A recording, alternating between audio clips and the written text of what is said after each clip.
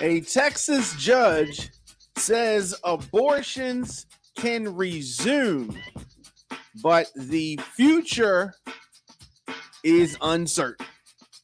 What's going on? It's your man Diamond K in here. The all-new RadioOnFire.com and On Fire Television. Thank you for joining me. Thank you for tuning in. Of course, this debate about abortion has been ongoing for all of my life. Abortions in Texas can now resume under a federal judge's ruling that went down yesterday. Now, for how long is this going to be in effect? Because this is a political, what they call football. A conservative federal appeals court and ultimately the court, Supreme Court, may have to, take a more skeptical look at this very controversial issue. A look at the Biden administration's lawsuit over Texas's 6-week abortion ban. So folks have been debating about this. And for over a month, this very controversial Republican abortion ban. I'm going to call it abortion ban because, essentially that's what it was. The state law prohibited abortions once heart activity had been detected. Once the cardiac activity, 6 weeks. Now, this ban had been in effect for more than 1 month. You had a lot of upset people. You had a lot of people on the other side that were happy about it. U.S. District Judge Robert Pittman temporarily blocked it in a very well thought out, very well sourced 113-page ruling. It found the law violates a woman's right to an abortion. A fellow journalist told me she was tired of men telling women what to do with their bodies. I told her that I understood, and I do understand this. It is kind of ironic that so many men are ruling on what happens to the bodies of women. So the legal fight over this law at this point isn't really focused on abortion rights.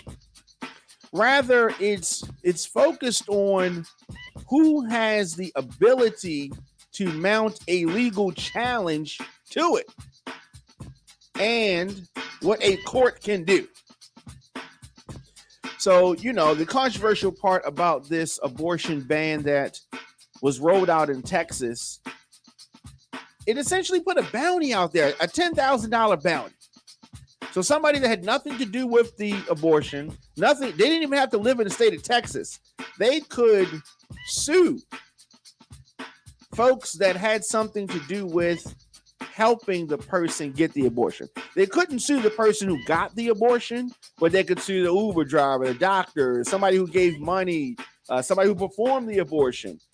And this type of incentive, if you will, caused the abortion clinics in Texas to really face some very serious questions and potentially serious consequences continuing to be in business. So this has been temporarily reversed. We don't know how long this is going to last. Both the Supreme Court and the 5th U.S. Circuit Court of Appeals previously rejected pleas from abortion providers to keep the law from taking effect until the courts could make a ruling on the constitutionality of this.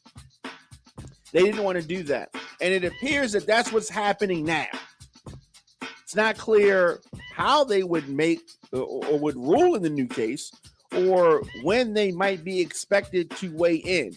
But this is going to happen. I don't think that this is the end of this.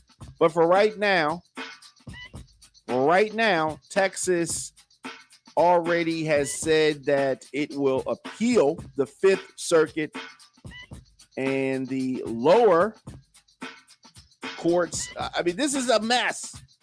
So there's almost certainly will be something that the high court will have to intervene in. The justices are going to have to make a stand. This is something that they didn't want to do. They didn't want to do it. And there's this case in Mississippi that we've been watching for. The justices are already separately hearing on that. It's a major challenge to abortion rights. So this Mississippi case could dramatically curtail a woman's right to an abortion in roughly half the states. So that case is not going to be argued until December and won't be decided until next spring.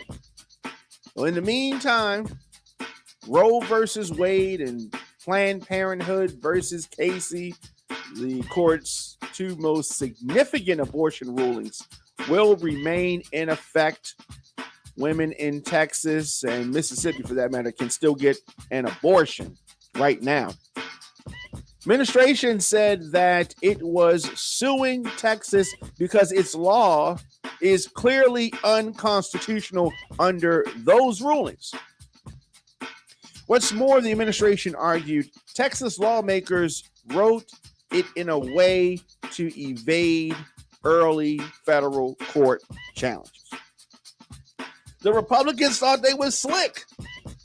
And for a while, it appeared that they were. Private citizens, not the state, had the power to enforce this law. That's what made it tricky. That's why a lot of people thought that it was something that they couldn't get around, giving them this $10,000 bounty, this $10,000 incentive. Federal government lawsuits against the state are not common. And when they do happen, as they sometimes do in the area of voting rights, they usually are based on a provision of federal law explicitly authorizing the Justice Department to sue. So the judge in this case, Judge Pittman, laid out point by point why he felt the federal government had a claim in the case and therefore standing to file the lawsuit. The question is whether his reasoning will hold in the higher courts. Limited thoughts in the comment section. Instagram, Facebook, Twitter, LinkedIn, TikTok, at The Dom K Show, at Radio on Fire, of course. The fact that Texas has been able to end most abortions in the state, even under the current legal framework, it shows how uniquely cruel the law is.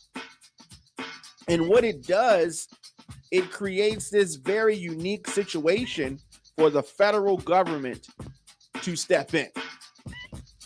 Well, that is what is going on in Texas with regards to abortion. We were talking about shootings at schools in Texas. A lot of things happening in Texas right now. Administration's intervention is not the only aspect of the case. Texas is likely to challenge on appeal. It's not the only thing, right? Typically, a judge tells an attorney general or law enforcement folks, you can't enforce it. Here, this law is written in a way that bars the state from actually enforcing it. Like I said, it is slick. It is slick. The question is whether you can issue an order to other courts saying they're not allowed to hear these cases. So you have a lot of so-called smart people and actually smart people arguing these points, the little nuances, nitpicking, as my grandmother would say, nitpicking on this. A woman has a right to choose, but I do understand late-term abortions could be something that many people could be uncomfortable with. But ultimately, what is so ironic about this is the main folks that are telling people they should not get abortions are the same folks that will fight for any type of benefit from the federal government for these same people if they can't afford these babies that they're telling you that they can't afford or don't want to have. So it's like they're caught in a catch-22. Caught in a catch-22. You man Don McKay in here at the Don McKay Show at Radio on Fire, of course. The Don McKay Show is a production of Radio on Fire and On Fire Television. You can catch episodes of the show anywhere you get your podcast. YouTube.com/DJ Diamond K, of course. And the Diamond K Show is available everywhere, including the WRF Radio app. Simply download WRF Radio in your app store. Leave me a comment. You can scroll your timeline, attend a Zoom meeting on mute, send an email, do some online shopping, all while listening to the Diamond K Show. Now, here on the program, we deliver the biggest political and trending news stories of the day, with interviews and original reporting from Atlanta, Baltimore, and beyond. The show is fun, the show is upbeat, but I also have to expose what's really going on in this country, and there's a lot of things going on. Radio on Fire is Black voices giving you the American story. New episodes drop Monday to Friday, 8 a.m., but I don't want you to miss any of our live broadcasts. In addition to our 8 a.m. show, we drop content throughout the day as news happens. Hit that notification bell so you get an alert whenever we go live. And, you know, I just, this abortion thing, obviously something that's personal to me. I have, you know, I don't have any biological children. And there were times when I've had women pregnant and abortions were obtained. And when I look back on that, when I look back on those actions, I definitely feel differently about them. Sad about them. Regret, you know, all things that happen.